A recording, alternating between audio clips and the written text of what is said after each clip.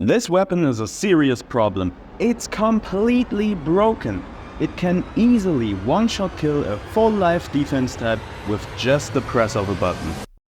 Okay guys, today you're gonna learn everything you need to know about the new Hanzo Sickle. Hidden Rose already made a perfect video on its combos. He already got all the boxes checked when it comes to that, so I don't really have to talk about that again. You can just go to Hidden Rose's video after watching this one. I highly recommend you do that. Big shout out to Hidden Rose. There are just a few important things that I want to add that he didn't speak about because they weren't really combo related.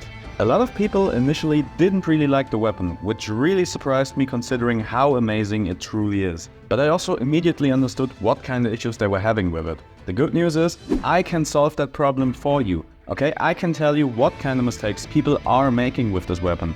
Like, I've seen people pull somebody in and then drop the combo after just a couple hits when they could have just killed in one go.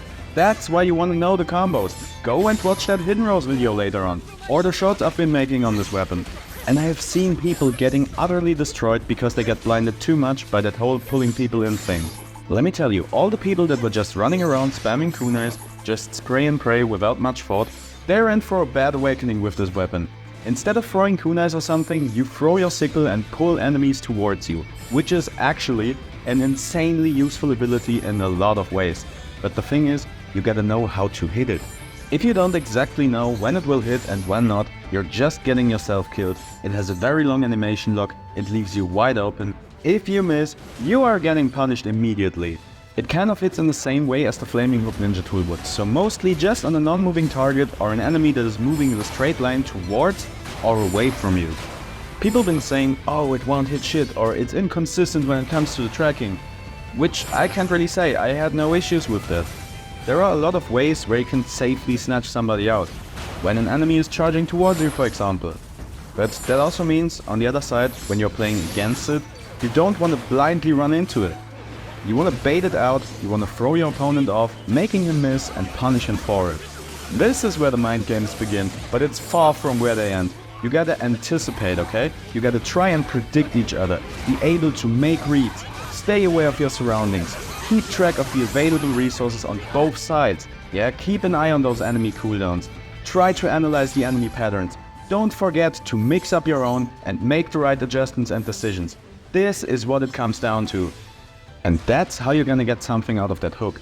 You wanna be a bit more conservative about it and throw it when you know it will hit. Take calculated risks based off your predictions and the things you can anticipate.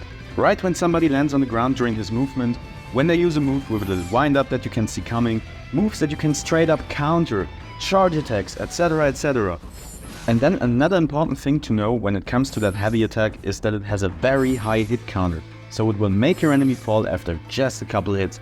Which means after pulling someone in, if you can't just pop them right away with high enough burst damage, you first want to reset the combo counter with a double air light or a light heavy into a charge attack or something, so you can combo on a fresh combo counter and do a full combo off of it and not just 1 or 2 hits. You can, by the way, also pull people in that have super armor. It won't remove the super armor, but you will be able to pull them in. You can, for example, interrupt charge attacks of super armored enemies, but only when they have contact with the ground. But at least it provides some form of control. And you can punish the ground heavies of certain defense type weapons pretty well with it too. The aerial movement is pretty good as well, definitely not the best we have, but you can cross a good bit of distance which will come in handy in certain situations. Sadly, this absolutely beautiful and amazing weapon has a big issue. I mentioned it already and it was not a joke or some sort of clickbait or anything. This weapon can instantly kill anybody with just one heavy attack. That is all it takes to get a kill because enemies will instantly pitfall and die if they get hit by it and don't have solid ground underneath them. It's the same cheesy bullshit we had back then where the Glimmering Flames used to do that. I don't know why they refused to learn from it. They have already found a solution for that issue back then. They just changed the stun time of the Glimmering Flames on an airborne target. So they will probably fix that issue very soon. It will most likely get nerfed. So don't be pissed about it if people do this to you. Just have some fun with it before they change that. Might have also been intentional, trying to get people to buy Moonlight Scrolls or something, but it's definitely not something that should be in the game like that. But outside of that whole instant pitfalling thing, it's one of the best pieces of content they have ever dropped in my opinion. I really like it. It looks so cool. It's insanely strong and versatile. I mean, you basically get a light version of the flaming hook tool without any real cooldown, and the combos are just unreal. And it's only gonna be a matter of minutes to learn them, since Hidden Rose already made such a nice and simple combo tutorial for you. Peace out, and never forget, if it has a health bar, it has to die.